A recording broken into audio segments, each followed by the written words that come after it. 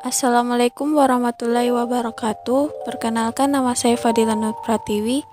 Saya perwakilan dari kelompok 9 akan membahas mengenai waktu senggang dan konsumsi berlebih. Materi pertama yaitu pengertian waktu senggang. Menurut Joseph Pieper, pengertian waktu senggang yaitu dalam pengertian harafiahnya adalah saat jeda dari kesibukan dan rutinitas keseharian. Waktu senggang berasal dari bahasa Yunani, yakni skol, yang dalam bahasa Latin disebut skola, atau otium, yang berarti luang atau rileks. Kemudian kata skol ini dalam bahasa Inggris menjadi school dan leisure. Jadi, dalam pengertian awalnya, apa yang kita sebut sebagai sekolah, tempat pendidikan dan pengajaran adalah lebih berkonotasi sebagai hal yang senggang. Waktu senggang bukanlah sikap atau tindakan yang terjadi karena kekuasaan, pengaruh atau tekanan dari luar, melainkan mesti dipahami sebagai sikap mental dan spiritual. Selanjutnya materi kedua yaitu waktu senggang dan kerja.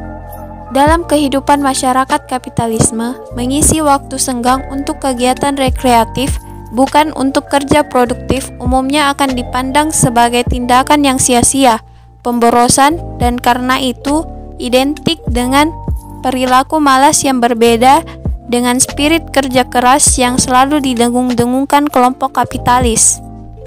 Orang yang lebih senang menggunakan waktu senggang untuk bermalas-malasan, dalam beberapa kasus, tak jarang juga dipandang sebagai ekspresi dari budaya kemiskinan yang jauh dari semangat entrepreneurship.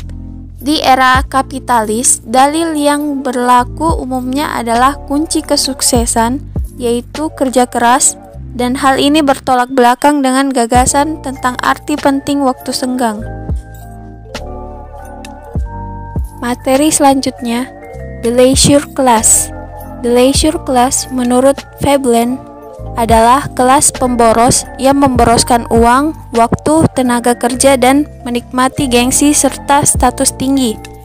Perilaku konsumtif yang berlebihan dilakukan dalam rangka memperbesar gengsi individual melalui perlombaan untuk sekedar menunjukkan bahwa mereka berasal dari kelas yang berbeda. 4 ciri yang menonjol dari the leisure class antara lain: pertama, the leisure class karena sudah kaya dan elit. Kedua, the leisure class cenderung mendemonstrasikan kemewahan dan kebebasan. Ketiga, sibuk memajukan macam-macam pengetahuan yang tidak relevan, merancang dan memamerkan. Keempat, berani untuk memakai metode kotor, kekerasan, dan korupsi untuk mencapai tujuan mereka. Materi keempat yaitu ilusi dan simulasi. Ketika waktu senggang yang bermakna jeda demi peluang untuk lebih banyak mengonsumsi, sementara di saat yang sama kebudayaan dikuasai pengelolaan ilusi, maka yang dibutuhkan kemudian adalah redefinisi pengertian waktu senggang sekaligus dekonstruksi konsep kebudayaan. Menolak konsumerisme, menurut Marcus, bisa dilakukan dengan sikap anti-konsumerisme, sebuah tawaran gaya hidup baru, lebih kritis, dan melakukan seleksi terhadap setiap konsumsi yang tidak perlu. Tetapi diakui Marcus bahwa untuk mengembangkan sikap anti-konsumerisme bukanlah hal yang mudah, karena di saat yang sama didasari pengaruh iklan dalam membentuk gaya hidup dan perilaku konsumtif sangatlah kuat.